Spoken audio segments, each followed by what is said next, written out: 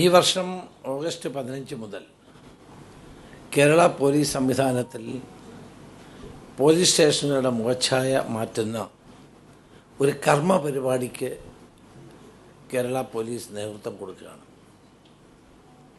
My police station, എൻ്റെ police station എന്ന പുതിയ പദ്ധതിയാണ് ഞങ്ങൾ ആവിഷ്കരിക്കുന്നത്. കേരള പോലീസ് സംവിധാനത്തെ ജനങ്ങളുടെ സ്വന്തം സംവിധാനമാക്കി മാറ്റുന്ന ഒരു കർമ്മ പരിപാടിക്കാണ് രൂപം കൊടുക്കുന്നത്. കേരള പോലീസിനെ സംബന്ധിച്ചിടത്തോളം ഇതൊരു ചരിത്രപരമായ പരിവർത്തനമാണ്. ഒരുപക്ഷെ ഇന്ത്യയിൽ ആദ്യമായിട്ടായിരിക്കും പോലീസ് സ്റ്റേഷൻ കേന്ദ്രീകരിച്ചുകൊണ്ടുള്ള ഒരു പോലീസ് പരിഷ്കരണത്തിന് നേതൃത്വം കൊടുക്കുന്നത്. ജനങ്ങൾക്ക് കൂടുതൽ മെച്ചപ്പെട്ട സൗകര്യം നൽകാനും ജനാധിപത്യ പോലീസ് എന്ന സങ്കല്പത്തിലേക്കുള്ള ചുവടുവയ്പ്പാണ് മൈ പോലീസ് സ്റ്റേഷൻ പദ്ധതി കൊണ്ട് ഉദ്ദേശിക്കുന്നത്. എൻ്റെ പോലീസ് സ്റ്റേഷൻ എന്ന ഫീലിംഗ് എല്ലാ പൗരന്മാർക്കും ഉണ്ടാകുക, അവർക്ക് പോലീസ് സ്റ്റേഷനോടൊരു അറ്റാച്ച്മെൻ്റ് ഉണ്ടാകുക, അതുപോലെ പോലീസുകാർക്കും എൻ്റെ പോലീസ് സ്റ്റേഷൻ എന്ന വികാരത്തോടു കൂടി പ്രവർത്തിക്കാനുള്ള അവസരം നൽകുക. അപ്പോൾ പോലീസ് സ്റ്റേഷൻ ഫ്രണ്ട്ലി ആക്കുക എന്ന ലക്ഷ്യമാണ് ജനങ്ങളുടെ പരാതികളും ആവലാതികളും സമയബന്ധിതമായി തീർപ്പ് കൽപ്പിക്കുന്ന ഒരു സംവിധാനം ഇതോടൊപ്പം ഉണ്ടാക്കുക എന്നുള്ളതാണ് പ്രധാനപ്പെട്ട ലക്ഷ്യങ്ങൾ. ഓഗസ്റ്റ് 15 മുതൽ കേരളത്തിലെ പോലീസിൽ വരുത്തുന്ന ഒരു വലിയ മാറ്റമാണ് ഇതിൻ്റെ ഏറ്റവും പ്രധാന ഘടകം. കഴിഞ്ഞ LDF ഗവൺമെൻറ് കാലത്ത് സ്റ്റേഷൻ്റെ ചുമതല SHOമാരുടെ ചുമതല സർക്കിൾ ഇൻസ്പെക്ടർമാർക്കായിരുന്നു. പണ്ട് ഈ ചുമതല SIമാർക്കായിരുന്നു. ഞങ്ങൾ ഈ രണ്ട് കാലഘട്ടത്തിലെയും പ്രവർത്തനങ്ങൾ വിലയിരുത്താൻ DGPയുടെ നേതൃത്വത്തിൽ ഒരു കമ്മിറ്റി വെച്ചിരുന്നു. ആ കമ്മിറ്റി വളരെ വിശദമായ പരിശോധന നടത്തിയതിൻ്റെ വെളിച്ചത്തിൽ സ്റ്റേഷനുകളുടെ ചുമതല SIമാർക്ക് നൽകാനും CIമാർക്ക് 3-4 പോലീസ് സ്റ്റേഷനുകളുടെ സൂപ്പർവൈസറി പൊസിഷൻ നൽകാനും ഉള്ള ശുപാർശയാണ് ലഭിച്ചത്. ഗവൺമെൻറ് അത് അംഗീകരിച്ചു. അതിൻ്റെ അടിസ്ഥാനത്തിൽ ഓഗസ്റ്റ് 15 മുതൽ പോലീസ് സ്റ്റേഷനുകളിൽ സ്റ്റേഷൻ ഹൗസ് ഓഫീസർമാരായി സബ് ഇൻസ്പെക്ടർമാരെ നിയമിക്കാൻ സർക്കാർ തീരുമാനിക്കുകയാണ്. കഴിഞ്ഞ സർക്കാരിൻ്റെ കാലത്ത് SHOമാരായി സബ് ഇൻസ്പെക്ടർമാരെ നിയമിക്കുന്ന തീരുമാനമെടുത്തു. അപ്പോൾ അതിൽ ഒരു സമൂലമായ പരിവർത്തനമാണ് ഇപ്പോൾ വരുത്താൻ ഉദ്ദേശിക്കുന്നത്. സബ് ഇൻസ്പെക്ടർമാരായി നേരിട്ട് ജോലിയിൽ പ്രവേശിക്കുന്ന യുവതികൾക്ക് പുതിയ ചുമതലകളും ഉത്തരവാദിത്തങ്ങളും ലഭിക്കുന്നത് അവരുടെ കാര്യക്ഷമതയെയും തീരുമാനമെടുക്കാനുള്ള കഴിവിനെയും ശക്തമാക്കുമെന്നാണ് DGP നൽകിയ റിപ്പോർട്ടിൽ പറയുന്നത്. കേരളത്തിലെ 484 ലോ ആൻഡ് ഓർഡർ പോലീസ് സ്റ്റേഷനുകളുടെയും കാര്യക്ഷമമായ പ്രവർത്തനത്തിന് ജനങ്ങൾക്ക് പോലീസ് സ്റ്റേഷൻ തങ്ങളുടേതു കൂടിയാണ് എന്ന് ബോധ്യപ്പെടാനും ജനകീയ പോലീസിംഗ് എന്ന ആശയം കൂടുതൽ ദൃഢമാക്കാനും ഇത് ഉപകരിക്കും. കേരളത്തിലെ 419 പോലീസ് സ്റ്റേഷനുകളിലാണ് ഓഗസ്റ്റ് 15 മുതൽ SHOമാരായി സബ് ഇൻസ്പെക്ടർമാരെ നിയമിക്കുന്നത്. അതേസമയം വളരെയധികം പ്രാധാന്യമുള്ള 64 പോലീസ് സ്റ്റേഷനുകൾ SHOമാരായി സർക്കിൾ ഇൻസ്പെക്ടർമാർ തുടരും. ഉദാഹരണമായി തിരുവനന്തപുരം, കോഴിക്കോട്, എറണാകുളം തുടങ്ങിയ തിരക്കേറിയ നമ്മുടെ സിറ്റികളിൽ ഉൾപ്പെടെയാണ് ഈ 64 പോലീസ് സ്റ്റേഷൻ. മുല്ലപ്പെരിയാറിൻ്റെ നിർണായകവും തന്ത്രപരവുമായ പ്രാധാന്യം കൊടുത്ത് ആ സ്റ്റേഷൻ്റെ ചുമതല SHOയുടെ ചുമതല DYSPക്കായിരിക്കും. ഞാൻ നേരത്തെ ആഭ്യന്തരമന്ത്രിയായിരുന്ന കാലത്താണ് മുല്ലപ്പെരിയാർ പോലീസ് സ്റ്റേഷൻ രൂപീകരിച്ചത്. അന്നും DYSPക്കായിരുന്നു അതിൻ്റെ ചുമതല. ഇപ്പോഴത് തുടരും.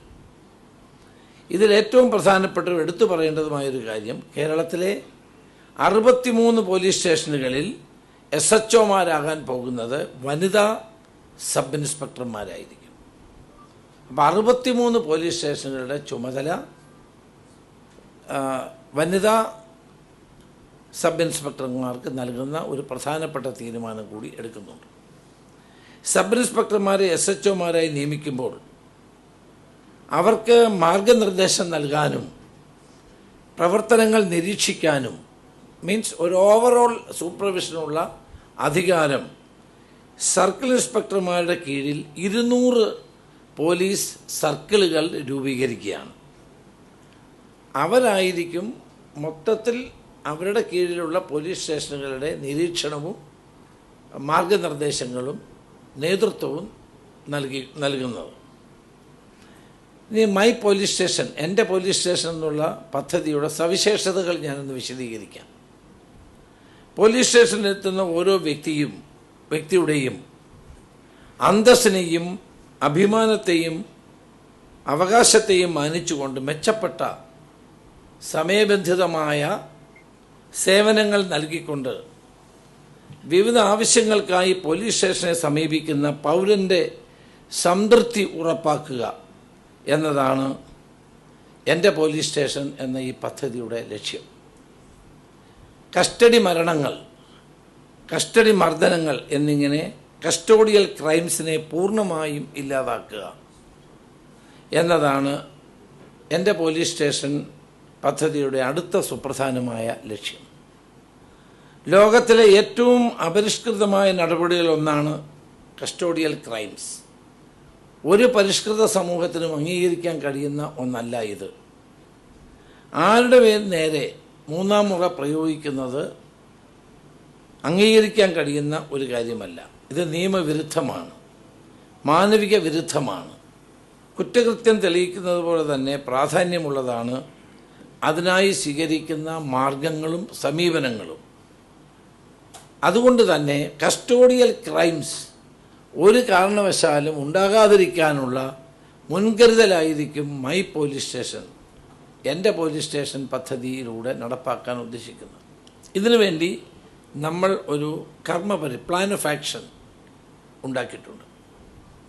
ഇപ്പോൾ പുതിയ SHOമാരായി വരുന്ന SIമാർക്കെല്ലാം ഒരു ഓറിയൻറ്റേഷൻ ട്രെയിനിങ് നൽകണം. പോലീസ് സ്റ്റേഷനിലെ എല്ലാ ഉദ്യോഗസ്ഥർക്കും ഘട്ടം ഘട്ടമായി ഓറിയൻറ്റേഷൻ ട്രെയിനിങ് നൽകണമെന്നാണ് നിർദ്ദേശിച്ചിട്ടുള്ളത്. ഇപ്പോൾ തന്നെ ഓൾറെഡി SIമാരുടെ കഴിഞ്ഞു. ഇപ്പോൾ CIമാരുടെ ട്രെയിനിങ് തിങ്കളാഴ്ച തീരും. ഓൾറെഡി അത് നടന്നുകൊണ്ടിരിക്കുകയാണ്. സൂപ്പർവൈസറി ഇൻസ്പെക്ടർമാരുടെയും DYSPമാർക്കും പ്രത്യേക പരിശീലനം നൽകും. സൂപ്പർവൈസറി ഉദ്യോഗസ്ഥർ എന്നത് സർക്കിൾ ഇൻസ്പെക്ടർമാർ മുതൽ മുകളിലോട്ടുള്ളവരാണ്. ഇവരുടെ സജീവമായ ഇടപെടൽ ഉണ്ടെങ്കിൽ മാത്രമേ പോലീസ് സ്റ്റേഷനുകളുടെ പ്രവർത്തനം കാര്യക്ഷമമാക്കാനും സുഗമമാക്കാനും കഴിയൂ. പൗരന്മാരോടും അതോടൊപ്പം തന്നെ തന്നോടൊപ്പം പ്രവർത്തിക്കുന്ന കീഴ് ജീവനക്കാരോടും നല്ല ബന്ധം പുലർത്താൻ സൂപ്പർവൈസറി ഉദ്യോഗസ്ഥന്മാർക്ക് കഴിയണം. അനാവശ്യമായ സമ്മർദ്ദം പലപ്പോഴും ആത്മഹത്യയിലേക്കും സംഘർഷത്തിലേക്കും ഒക്കെ പോലീസുകാരെ നയിക്കുന്നു എന്നുള്ള പരാതികൾ പണ്ട് മുതലേ ഉള്ളതാണ്. ആ അവസ്ഥ ഒഴിവാക്കാൻ കൂടി ഈ ട്രെയിനിങ് സംവിധാനം സഹായിക്കുമെന്നാണ് എൻ്റെ വിശ്വാസം. സൂപ്പർവൈസറി ഉദ്യോഗസ്ഥന്മാർ സാങ്കേതിക രംഗത്തെ മാറ്റങ്ങൾ പഠിക്കുക, അതാണ് ഏറ്റവും പ്രധാനപ്പെട്ടത്. ഇത് നമുക്കറിയാം, സൈബർ ക്രൈംസാണ് കൂടുതലുള്ളത്. സൈബർ ക്രൈംസ് കൂടുന്നു. ആധുനിക സാങ്കേതിക വിദ്യകൾ ഉപയോഗിച്ചുകൊണ്ടുള്ള ക്രൈംസ് വർദ്ധിക്കുന്നു എന്നുള്ള വസ്തുത മനസ്സിലാക്കിക്കൊണ്ട് ഓരോ പോലീസുകാരും സൂപ്പർവൈസറി ഉദ്യോഗസ്ഥന്മാരും സാങ്കേതിക രംഗത്തെ മാറ്റങ്ങൾ പഠിക്കുകയും ഉൾക്കൊള്ളുകയും വേണം. അതുവഴി മെച്ചപ്പെട്ട സേവനം ജനങ്ങൾക്ക് ലഭ്യമാക്കാനുള്ള നടപടികളാണ് സ്വീകരിക്കേണ്ടത്. ഹൈടെക് കുറ്റകൃത്യങ്ങളുടെ കാലമാണ്. ലോൺ ആപ്പുകൾ, സൈബർ തട്ടിപ്പുകൾ, സോഷ്യൽ മീഡിയയിലുള്ള അപമാനങ്ങൾ, ഇതെല്ലാം വൻതോതിൽ വർദ്ധിച്ചു വരികയാണ്. ഇതെല്ലാം കാര്യക്ഷമമായി കൈകാര്യം ചെയ്യാൻ പോലീസിനെ പ്രാപ്തമാക്കും. ഇതിനായി IG സെക്യൂരിറ്റി, അതാണ് ഏറ്റവും പ്രധാനം, ഇതിനായി IG സൈബർ സെക്യൂരിറ്റിയുടെ നേതൃത്വത്തിൽ ഇപ്പോഴൊരു പ്രത്യേക സംവിധാനം തന്നെ കാര്യക്ഷമമായി ശക്തിപ്പെടുത്താൻ തീരുമാനിക്കുകയാണ്. അങ്ങനെ അതുകൊണ്ട് ഇത്തരം ഫ്രോഡുകൾ കണ്ടെത്താനും ഇരകളാകുന്ന ആളുകൾക്ക് പൂർണ്ണമായ നീതി ഉറപ്പുവരുത്താനും കഴിയത്തക്ക നിലയിൽ ഈ IG സൈബർ സെക്യൂരിറ്റിയുടെ മേൽനോട്ടത്തിലുള്ള പ്രവർത്തനത്തിന് കഴിയുമെന്നുള്ള വിശ്വാസമാണ് ഞങ്ങൾക്കുള്ളത്. അതോടൊപ്പം തന്നെ നേരത്തെ തന്നെ കേരളം നടപ്പാക്കിയ ഒരു പദ്ധതിയാണ് കമ്മ്യൂണിറ്റി പോലീസ്. ആ കമ്മ്യൂണിറ്റി പോലീസ് ജനമൈത്രി പോലീസ് അത് നല്ല പ്രയോജനം ചെയ്ത ഒന്നാണ്. പക്ഷെ കഴിഞ്ഞ കുറേ കാലമായി അത് യാന്ത്രികമായ പ്രവർത്തനത്തിലേക്ക് ചുരുങ്ങുകയുണ്ടായി. വാസ്തവത്തിൽ കമ്മ്യൂണിറ്റി പോലീസ് ഇങ്ങനെ ഏറ്റവും പ്രധാനപ്പെട്ട ഘടകം ബീറ്റ് പോലീസാണ്. വീടുകളിൽ പോയി കാര്യങ്ങൾ അന്വേഷിക്കുക, പ്രായമായ ആളുകളെ സഹായിക്കുക, വിദേശത്തുള്ള ആളുകളുണ്ടെങ്കിൽ അവർക്ക് സഹായം കൊടുക്കുക, അങ്ങനെ രോഗികളും കിടപ്പ് രോഗികൾ ഉൾപ്പെടെയുള്ളവരുടെ സഹായം. അങ്ങനെ കമ്മ്യൂണിറ്റി പോലീസിങ് ഒരു നല്ല സ്കീമായിരുന്നു. ഞാൻ നേരത്തെ ആഭ്യന്തരമന്ത്രിയായിരുന്നപ്പോഴും അതിനെ ശക്തിപ്പെടുത്താൻ തന്നെ നമ്മൾ നടപടി സ്വീകരിച്ചിട്ടുള്ളൂ. ഇപ്പോൾ പര്യാപ്തമായ നിലയിൽ കമ്മ്യൂണിറ്റി പോലീസിങ്ങിനെ ശക്തിപ്പെടുത്താൻ ഉള്ള തീരുമാനം കൂടി നമ്മൾ എടുക്കുകയാണ്. ഇതിനോടൊപ്പം തന്നെ ഒരു independent feedback, my police station അല്ലെങ്കിൽ എൻ്റെ പോലീസ് സ്റ്റേഷൻ പദ്ധതിയുടെ ഒരു പ്രധാന ഘടകം എന്ന് പറയുന്നത് ഒരു ഫീഡ്ബാക്ക് ശേഖരിക്കാനുള്ള സംവിധാനം. റേഞ്ച് DIGമാരുടെ ചുമതലയിലുള്ള ഓരോ സ്റ്റേഷനിൽ നിന്നും ഫീഡ്ബാക്കുകൾ ശേഖരിക്കുക. അപ്പോൾ DIGമാർ എന്ത് ചെയ്യണം? അവരുടെ കീഴിലുള്ള ഓരോ പോലീസ് സ്റ്റേഷനിൽ നിന്നും ഫീഡ്ബാക്ക് എടുക്കുക, വിവരങ്ങൾ മനസ്സിലാക്കുക. എത്ര പെറ്റീഷൻ വരുന്നു, എത്ര പെറ്റീഷൻ ഡിസ്പോസ് ചെയ്യുന്നു, ആളുകളോട് എങ്ങനെ പെരുമാറും, ഈ തരത്തിലുള്ള ഫീഡ്ബാക്കുകൾ കുറ്റകൃത്യങ്ങളെ സംബന്ധിച്ചുള്ളതും തെളിയിക്കുന്നതിനെ സംബന്ധിച്ചതുമായ കാര്യങ്ങൾ സ്വീകരിക്കുക. അത് വിലയിരുത്തിക്കൊണ്ട് പ്രത്യേകമായ നിർദ്ദേശങ്ങൾ അതാത് പോലീസ് സ്റ്റേഷനിലെ SHOമാർക്കും പോലീസ് ഉദ്യോഗസ്ഥന്മാർക്കും നൽകുക എന്നുള്ളതാണ് ഈ മൈ പോലീസ് സ്റ്റേഷൻ, എൻ്റെ പോലീസ് സ്റ്റേഷൻ എന്ന ഈ പ്രോജക്റ്റിൻ്റെ ഏറ്റവും പ്രധാനപ്പെട്ട കാര്യം. പലപ്പോഴും ഈ ഫീഡ്ബാക്കുകൾ കിട്ടാത്തത് കൊണ്ട് പോലീസ് സ്റ്റേഷനിൽ എന്താണ് നടക്കുന്നതെന്ന് ആർക്കും വിലയിരുത്താൻ കഴിയാത്ത അവസ്ഥയുണ്ട്. അപ്പോൾ ഈ എൻ്റെ പോലീസ് സ്റ്റേഷൻ സ്കീമിലൂടെ അതിൻ്റെ പ്രോപ്പറായിട്ടുള്ള വിലയിരുത്തലുകൾ ഉണ്ടാകും. അതോടൊപ്പം തന്നെ സംസ്ഥാന പോലീസ് മേധാവിയുടെ നേതൃത്വത്തിൽ ADGP ലോ ആൻഡ് ഓർഡർ ആയിരിക്കും മൈ പോലീസ് സ്റ്റേഷൻ്റെ കോർഡിനേറ്റർ. CP വിജയൻ ആയിരിക്കും അതിൻ്റെ കോർഡിനേറ്റർ. സംസ്ഥാന പോലീസ് മേധാവി ഈ പദ്ധതിയുടെ പ്രതിമാസ പ്രോഗ്രസ് റിപ്പോർട്ട് സംസ്ഥാന ഗവൺമെൻറ്റിന് സമർപ്പിക്കും. അതാണ് ഇതിൻ്റെ ഒരു ഘടന എന്ന് പറയുന്നത്. അതുപോലെ തന്നെ ഞങ്ങൾ ഈ പോലീസ് സ്റ്റേഷനിലുള്ള ഏറ്റവും വലിയ പരാതി വരുന്നത് പലപ്പോഴും ഒരു പരാതി കൊടുത്തിട്ട് പരിഹാരം ഉണ്ടാകുന്നില്ല. ഈ ആളുകൾ വീണ്ടും വീണ്ടും ഈ പരാതിയുടെ പുറകെ നടക്കുന്നു. അപ്പം ഒരു മാസത്തിൽ എത്ര പരാതി കിട്ടി? അപ്പോൾ DGPക്ക് അറിയാൻ പറ്റും. തൻ്റെ ഓഫീസിൽ ഇരുന്നാൽ അദ്ദേഹത്തിന് അറിയാൻ കഴിയും എത്ര FIR ഇട്ടു, എത്ര എണ്ണം തീർപ്പ് കൽപ്പിക്കുന്നു. അതാണ് പ്രധാനം. എത്ര എണ്ണം തീർപ്പ് കൽപ്പിക്കുന്നു, തീർപ്പ് കൽപ്പിക്കാത്തത് എന്തുകൊണ്ട്? ഇതൊരു ചോദ്യം ഉണ്ടായിക്കഴിഞ്ഞാൽ തന്നെ സ്പീഡി ഡിസിഷൻസ് ഉണ്ടാകും. അപ്പോൾ അതിനുള്ളൊരു സംവിധാനം കൂടി ഇതിലൂടെ ഉണ്ടാകും.